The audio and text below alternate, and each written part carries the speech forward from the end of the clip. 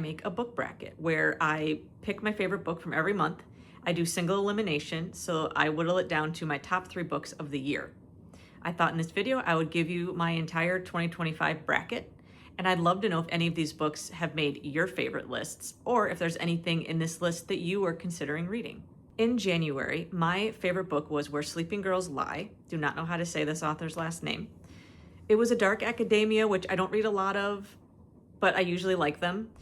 This one was set in like a boarding school, and the main character, when she first gets there, quickly discovers that one of the classmates is missing, one of the popular girls. And so she, and with the help of some other students, try to figure out what happened to her. And in the meantime, they uncover a lot of other secrets about this school. I thought it was really good. In February, my book was Stop People Pleasing, which clearly I didn't read that much of interest in February because there's clearly no other 5-star ratings here, because I don't know why I would have picked a self-improvement book as my favorite book. I'm sure I liked it. I must have gotten something out of it, but I do not remember it at all. So it was an easy choice with this one. So between January and February, I advanced Where Sleeping Girls Lie to the next round. Okay, so March and April. In March, my favorite book was Here We Go Again by Alison Cochrane. I have read several books by Alison before. I have loved them all. This one is still my favorite though. It follows these 2 women who were kind of enemies, frenemies in high school, and they're brought back together because one of their beloved teachers has a terminal illness and he has a dying wish. And while that is heavy, there's also the sweet romance in it too. Like, it's just really, really good. It's one of those books that you want to just read again for the first time. Unfortunately, I can't do that, but highly recommend. In April, my favorite book was Things You Save in a Fire. This book was really good, as all of her books are. I've enjoyed every single one. I don't think I've ever rated one below a 5. This one follows, the main character is a female firefighter, and she moves from one area of the country to the other, where she went from a ladder with a lot of females to a Boston area one with 0. And so she had to deal with those challenges as being the only woman in a very male-dominated field. And she has drama with her mom, and there's romance thrown in. Like, there's a lot going on, but it's really good.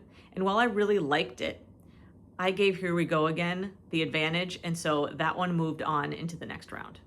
For May and June, both of the books have boyfriend in the title, which I just find kind of funny. So in May, my favorite book was The Boyfriend by Frida McFadden. I have read a lot of her books. I love her style.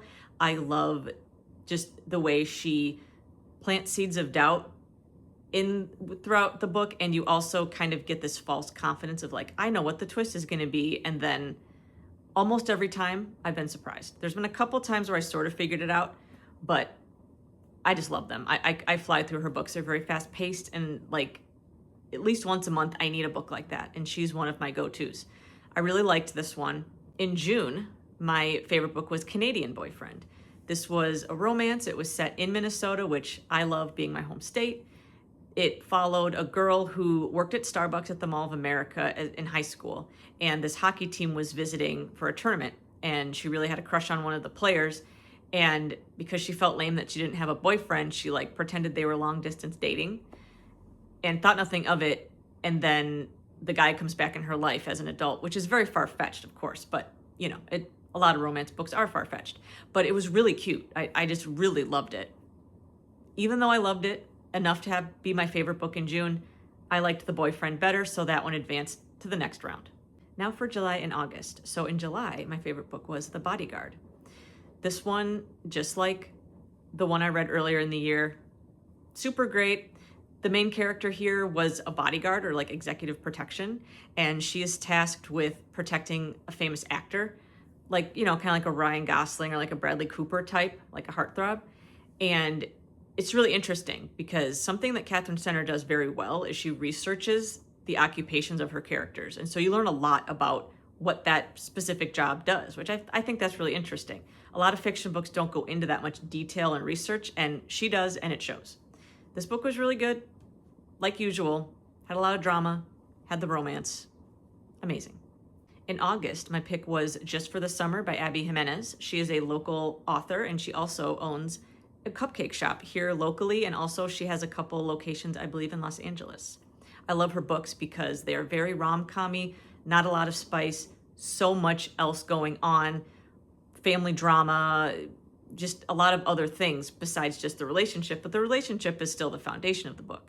I just love the way she writes. Never been disappointed with a book of hers. This book was cute. It was about these two people who thought they were cursed because every time they broke up with somebody, then that person would go on to marry the next person. And so they thought they were cursed, and they figured if they fake dated for a while and then broke up, they would find their true love. You can probably see where this is going. Despite knowing that, it's worth a read. It was very cute. While I really liked The Bodyguard, I gave the Abby Jimenez book the nod, and just for the summer, advanced to the next round. So now for September versus October.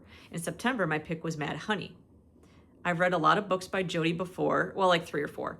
I've loved them all. They're very heavy, but they're impactful. They're just written so well, all of them. And they're all very different from each other as well. This one followed a mom who's a beekeeper whose son is accused of killing his ex-girlfriend. And a lot of the book centers around a trial. It's really good. I don't want to spoil too much of it, but if you like really heavy fiction, I couldn't recommend her enough. And this book was really good. In October, my pick was Against the Loveless World. Now, this is the second book I've read by Susan. Loved the first one so much. It was one of my favorite books the year before. And so I was really excited to read this one. She is a historical fiction writer, and she bases her books in the Middle East, Palestine, but also in this book, at least, the character lives in several other countries. So it follows this main character who is in prison, and it kind of goes back and forth between the current situation and then how she got there. But it's so good. I could not recommend this author enough. Mornings in Janine was the other one I read, or Jenin, I don't know how to say it. Both of the books are so freaking good. They last with you for months and months to come. I don't know how many other books she's written. I think a couple, and I intend on reading all of them. She's one of my favorite authors ever. While I liked Mad Honey a lot, this was a hard decision. I gave the nod to Against the Loveless World, and that one advanced to the next round. And now for November and December. So November, my favorite book was The House in the Cerulean Sea by T.J. Klune. I have read one other book by him, and I have several others I have not yet read. And while I love Under the Whispering Door, this one, I don't know, I might like it more. It's hard to say. I might have to reread both to really know. But this book was really heartwarming and sweet, and so many quotable moments, and the characters were fantastic. Such a good message in this book, and it's kind of slow, at least for the first half of the book. It's kind of takes a minute to really get going, but I would recommend it. It's worth sticking it out, honestly. So good. In December, my favorite book was Vera Wong's Unsolicited Advice for Murderers. This book was absolutely delightful. I loved how it was written. It was so quirky. The main character is so freaking likable. She's this older Asian woman who runs a tea shop, and it was broken into. And so she comes downstairs and sees there's a dead body, and instead of calling the police, she wants to be a detective herself. And so endearing. One of my favorite characters I think I've ever read in a book, ever.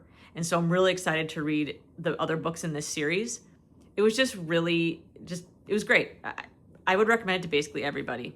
It's that good. Despite that, though, House in the Cerulean Sea is one of my favorite books I've ever read, so that advanced to the next round.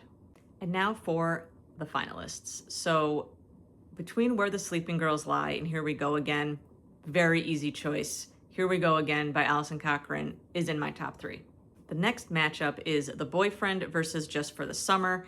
Very different books, but I gave the nod to Abby. So Just for the Summer made it into my top 3. The last choice was honestly the hardest one, Against the Loveless World versus The House in the Cerulean Sea. Really, really hard because they're both very different books and both very emotional and impactful. But I went with The House in the Cerulean Sea by T.J. Klune. So what ended up being ranks 1, 2, and 3. On the bronze medal, we have Just for the Summer by Abby Jimenez. For the silver, we have Here We Go Again by Alison Cochrane. And gold went to The House in the Cerulean Sea by T.J. Klune. So there you have it. There is my entire book bracket for 2025. I'm currently building mine for 2026, and you will get one of these videos next year about that bracket. Like I said at the beginning of this video, let me know if any of these books or any of these authors are some of your favorites, and what one of your favorite books was of last year, if you keep track of that and you remember those things. If you like my book content, I post book videos every other Tuesday, and then I have a book playlist where you can find all of them. And until next time, have a great day.